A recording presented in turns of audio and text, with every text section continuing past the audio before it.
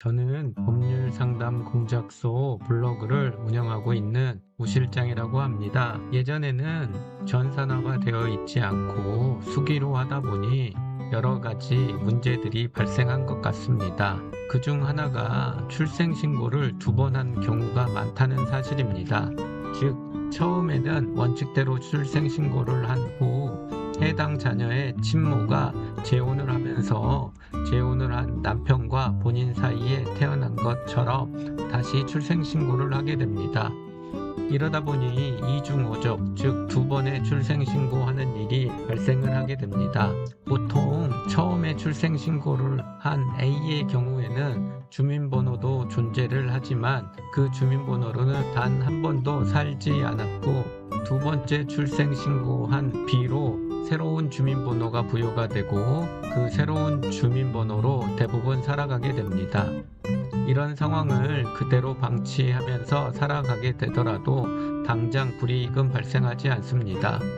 하지만 해당 부모님이 돌아가시면 A에게도 법정 상속이 되기 때문에 여러 가지 문제가 발생합니다. 그래서 가장 좋은 방법은 관련된 해당 부모님이 살아생전에 유언 공증을 하거나 또는 사용하지 않는 A에게 상속이 되지 않도록 해두는 것이 가장 좋은 방법입니다. 그런데 문제는 부모님이 살아생전에 그런 것들을 하지 못한 분들이 많다는 사실입니다. 이런 경우에는 상속 때문에 반드시 정리를 해야 하는데 이때 방법에 대해서 알려드리겠습니다.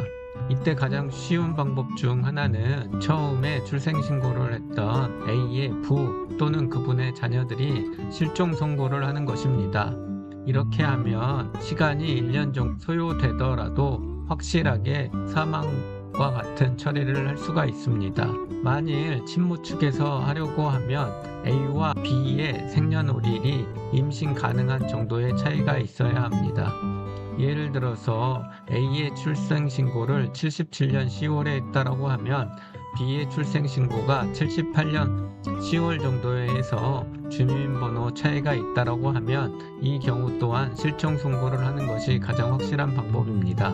그런데 만일 A의 부로 되어 있는 측과 연락과 협조가 안 되는 상황에서 A, B의 출생신고 날 차이가 크게 없다라고 한 경우, 이런 경우에는 실종 선고를 할 수 없습니다. 왜냐하면 이런 경우는 누가 보더라도 이중호족이라는 게 나타나기 때문에 그렇습니다. 이런 경우에는 신생자 관계 존재 확인 소송과 부존재 확인 소송을 통해서 시도를 해보거나 또는 그 소송을 마친 후 등록부 정정 신청이라는 절차를 통해서 진행해야 합니다. 하지만 이 절차는 아주 복잡하고 유전자 검사 유무에 따라서 최악의 경우에는 호적을 바로잡지 못할 수가 있습니다.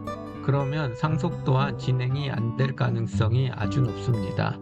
그러하기 때문에 친모가 출생신고를 2번 했고 처음 출생신고를 한 측과 연락이 되지 않는 상황이라고 하면 반드시 친모가 살아생전에 유언 공증 등의 방법을 통해서 상속 문제가 발생하지 않도록 하는 것이 가장 좋은 방법이라는 점 꼭 참고하시길 바랍니다. 오늘은 이중호족 문제를 해결하는 방법에 대해서 아주 간략하게 알려드렸습니다.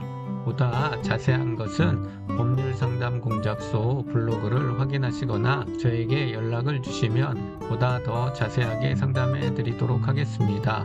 오늘도 저의 영상 시청해 주셔서 고맙습니다. 감사합니다.